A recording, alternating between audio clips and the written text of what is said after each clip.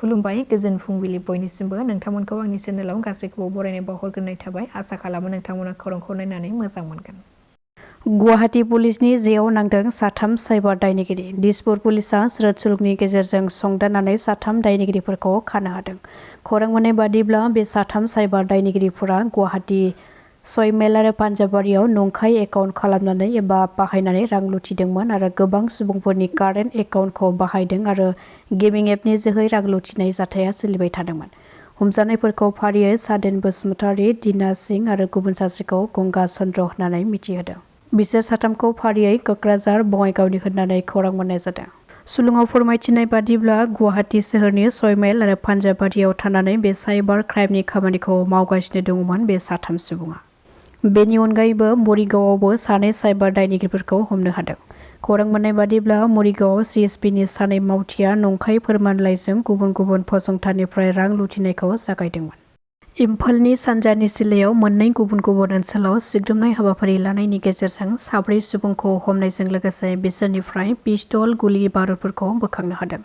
मिथिनो हानाय बादिब्ला गिबि सिग्रोमनायाव मणिपुर पुलिसा इम्फलनि सानजानि परम्पा थानानि बेन्दोंआव थानाय ओनसोलनिफ्राय सानै सुबुंखौ खायो।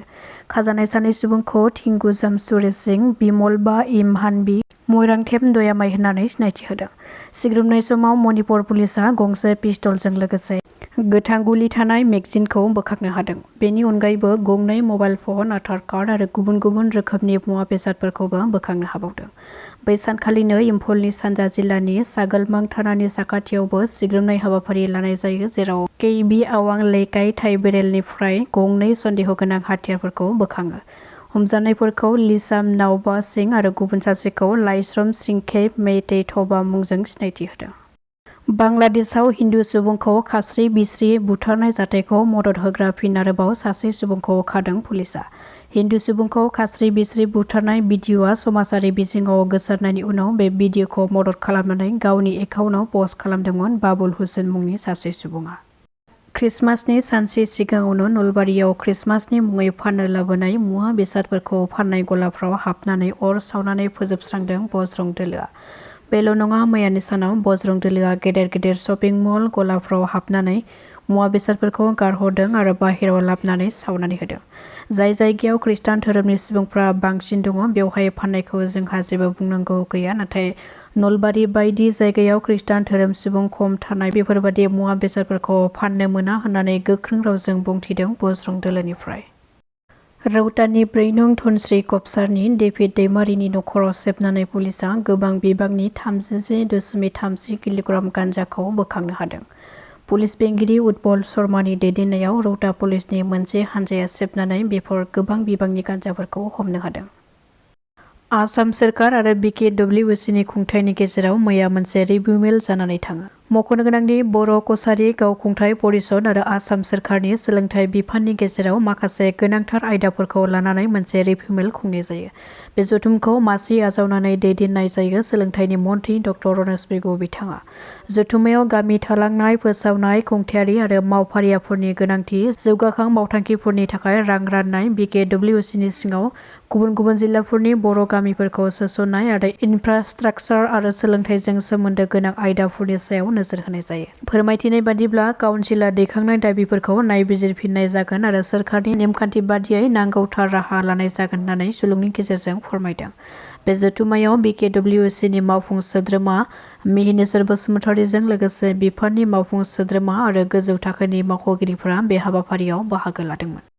मानगोनां चिफ हाग्रामा महिलारी बिथाङा BTCआव गोदानै सरकार फैनायनि उनाव हा पाट्टा होनो बिथाङा नागिरदों आरो जायफोरा हा गैजाया, जायफोरनियाव हानि डकुमेन्ट्स गैया, बिथांमोननो हा पाट्टा होनो नागिरनाय जि रिजोल्यूशन डिसिजन बेखौ जों वेलकाम खालायो।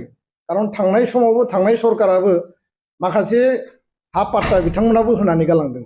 किन्तु खोथाया जाहैबाय जे BTCनि 6 सिडुलनि हाखौ होनो थांनायाव, हा पाट्टा होनो थांनायाव जाहाथे बेयाव बे खोथाया स्पष्ट जायो जे रियेल इन्डियान सिटिजेना सोर, प्रकृत भारतीय नागरिकआ सोर, आरो लोगोसेनो 2003 नि सिगां बेयाव ट्राइबेलजों लोगोसे बनाफाइड जायफोर सेटलार सिटिजेन्सफोर दङमोन बेयाव एसामिस इन्डिजिनियासआनो जा गुबुन गुबुन हारि माहारियानो जा खारन बिटिसि 6 शिड्युलाव लिरनाय दङ जे ट्राइबेलनि अधिकाराबो प्रटेक्शन थागोन एज वेल एज नन ट्राइबेलनि अधिकाराबो बेयाव प्रटेक्शन थागोन किन्तु खोथाया जाहैबाय रियेल भारतीय नागरिक 2003 नि सिगां जायफोरनि बिमा बिफाया दङमोन आबै आबौआ दङमोन आजै आजौआ दङमोन दा फिसा फिसौआ दङ बिसोरा हा मोननायाव जोंहा आपत्ति गैया आरो बेलेन ब्लक जिखिनि ट्राइबेल बेलेन ब्लक दङ 19टा बे बेलेन ब्लकआव जायफोरा प्रोटेक्टेड क्लास